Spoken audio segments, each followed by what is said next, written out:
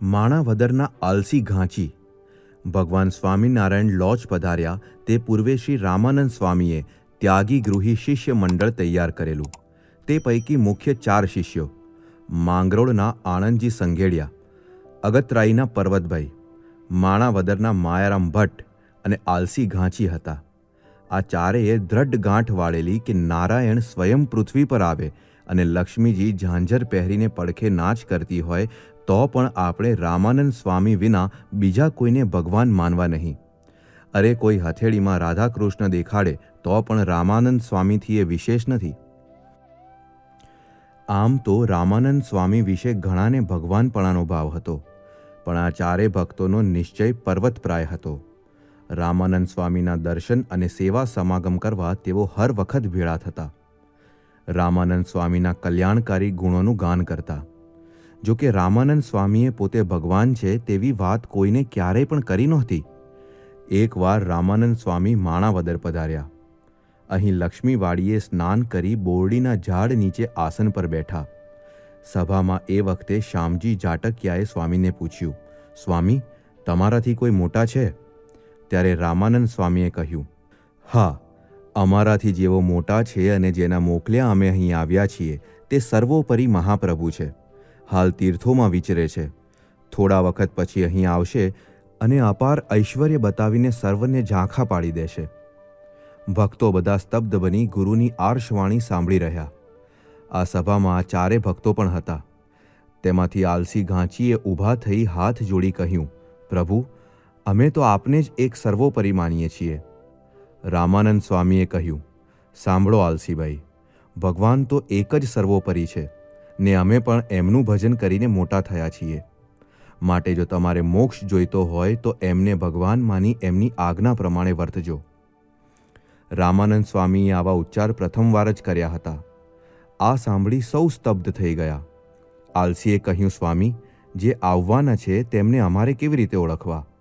તે વખતે રામાનંદ સ્વામીએ કહ્યું, અમે તમને સાખી શીખવીએ છીએ તેનો અર્થ પણ તમને જણાવીએ છીએ. એ જ સાખી એ નવા આવનારને પૂછજો. જો અમારા કહ્યા પ્રમાણેનો બરાબર અર્થ સમજાવે તો તમે તેમને સૌથી મોટા માનજો.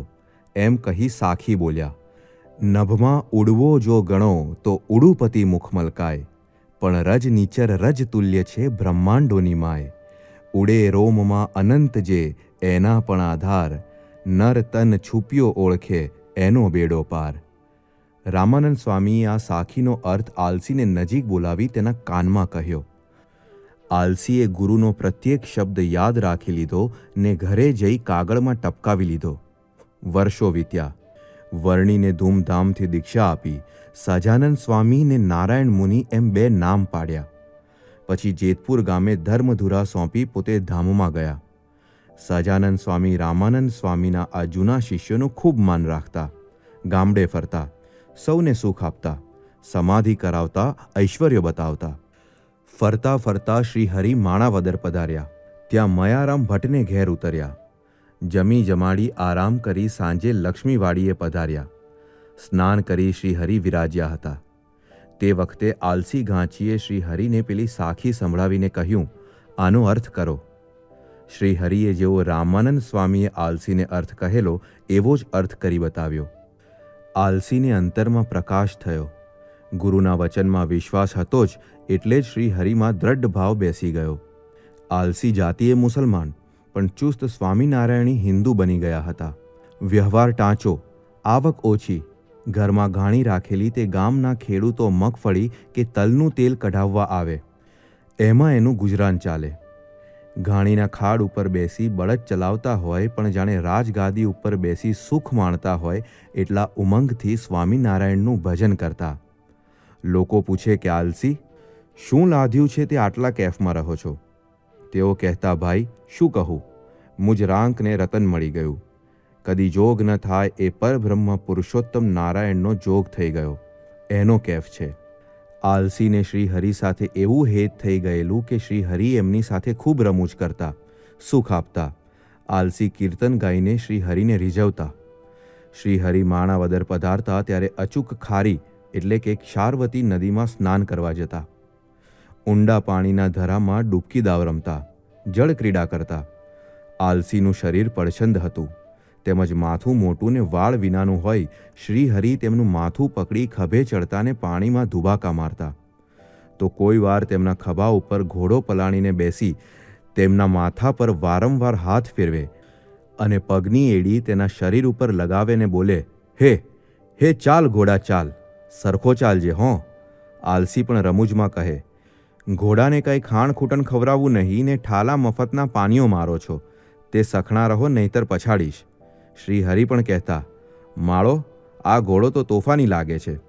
આ રીતે પરસ્પર ખૂબ રમૂજ કરી શ્રીહરિ આલસી ભક્ત સાથે જળ ક્રીડા કરતા.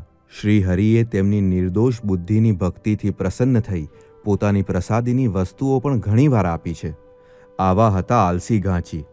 અંતરનો શુદ્ધ પ્રેમ ને ભક્તિભાવ જોઈ શ્રીહરિએ તેમની પર કૃપાના મેઘ વરસાવ્યા હતા. શ્રીહરિ સ્વધામ સિધાવ્યા પછી અક્ષર બ્રહ્મ ગુણાતીતાનંદ સ્વામીમાં તેઓ દ્રઢપણે જોડાઈ ગયા હતા. એકવાર સંવંત 1915માં વડિયાના બ્રાહ્મણ નારણજીએ કથામાં સાંભળ્યું કે ભગવાનની પ્રાપ્તિ વિના મોક્ષ ન થાય. આથી તેમણે શિવને પ્રસન્ન કરવા માટે બિલખા તરફ ગિરનારના પેટાળમાં રામનાથનું મંદિર શોધી કાઢ્યું. નાહી પરવારી 3 દિવસ સુધી અનશન વ્રત આદરી ઓમ નમઃ શિવાયનો મંત્ર જાપ તેમણે શરૂ કર્યો. ચોથે દિવસે વહેલી સવારે તેમને સ્વપ્નમાં શિવજીએ દર્શન દીધા અને કહ્યું, પ્રગટ ભગવાનને મેળવવાની ઈચ્છા હોય તો તું જૂનાગઢ જા, ત્યાં સ્વામિનારાયણનું મંદિર છે. તે મંદિરના મહંત ગુણાતીતાનંદ સ્વામી છે, તેમને તું મળજે એટલે તને ભગવાનના દર્શન કરાવશે. નારણજી તરત જાગી ગયા. અંતરમાં અત્યંત આનંદ થયો. તરત જ તે ડુંગરો ઉતરી નીચે આવ્યા અને જૂનાગઢ જવા નીકળ્યા. અહીં જૂનાગઢમાં સ્વામીએ કૃષ્ણાનંદ બ્રહ્મચારીને બોલાવીને કહ્યું, 3 દિવસના ભૂખ્યા એક બ્રાહ્મણ આવે છે, તેને માટે ઠાકોરજીનો થાળ ઢાંકી રાખજો. નારણજી જૂનાગઢ પહોંચ્યા અને ગુણાતીતાનંદ સ્વામી પાસે આવ્યા. સ્વામીએ પ્રથમ તેમને જમાડ્યા, પછી હાથ પકડી ઉપર દર્શને લઈ ગયા. પછી સુખ શૈયામાં શ્રી હરિની મૂર્તિ બતાવી સ્વામીએ કહ્યું, તમને રામનાથ મહાદેવે કહ્યા હતા તે ભગવાન તે આ સર્વોપરી શ્રી સહજાનંદ સ્વામી અને હું ગુણાતીતાનંદ સ્વામી. સ્વામીએ અંતર્યામીપણે તેની સઘળી હકીકત જાણી લીધી. તેથી નારાયણજીભાઈને બહુ જ આનંદ થયો. તરત જ તેમને વર્તમાન ધરાવી શ્રી હરિનો આશ્રય કર્યો. તે જ રાત્રે તેમણે વિચાર કર્યો, રામનાથજીએ મને અહીં પ્રગટ ભગવાનના દર્શન થશે અને ગુણાતીતાનંદ સ્વામી તને દર્શન કરાવશે એમ કહ્યું હતું. તો પછી હવે મારે અહીં જ રહેવું અને શેષ જીવન ભક્તિમાં જ નિર્ગમન કરવું. સવારે તેમણે સ્વામીને આ વિચાર જણાવ્યો. સ્વામીએ તેમને કહ્યું, તમારા પિતા તમારી શોધમાં છે, માટે હમણાં ઘેર જાઓ અને તેને શાંતિ આપો. તેથી તે જ દિવસે વડિયા પહોંચી ગયા. એકવાર સંઘ લઈ જૂનાગઢ ગુણાતીતાનંદ સ્વામીના દર્શને તેઓ નીકળ્યા. રસ્તામાં ચારણિયાને પાદર આલસી ઘાંચી વાડામાં ઊભા હતા. તેમણે આ સત્સંગીના સંઘને પૂછ્યું, તમે બધા ક્યાં જાઓ છો? તેમણે કહ્યું, અમે જૂનાગઢ સ્વામીના દર્શને જઈએ છીએ. તેથી આલસીએ કહ્યું, સ્વામીના દર્શને જાઓ છો તો સ્વામીને મારા દંડવત કરીને જે સ્વામિનારાયણ કહેશો તે સાંભળી સંઘ આગળ ચાલ્યો. સૌ જૂનાગઢ પહોંચ્યા અને ગુણાતીતાનંદ સ્વામીને દંડવત કરી પગે લાગ્યા. પરંતુ આલસી ઘાંચીના જય સ્વામિનારાયણ કહેવાનું ભૂલી ગયા. એટલે સ્વામીએ તેમને હસતા હસતા કહ્યું, ઓલ્યા આલસીએ બિચારાએ પ્રેમથી જય સ્વામિનારાયણ કહેવરાવ્યા છે તે કહેવા કેમ ભૂલી ગયા?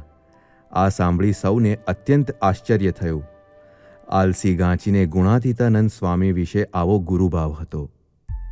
આવી વધુ કથા સાંભળવા શ્રવણમાલા ચેનલને સબસ્ક્રાઇબ કરો.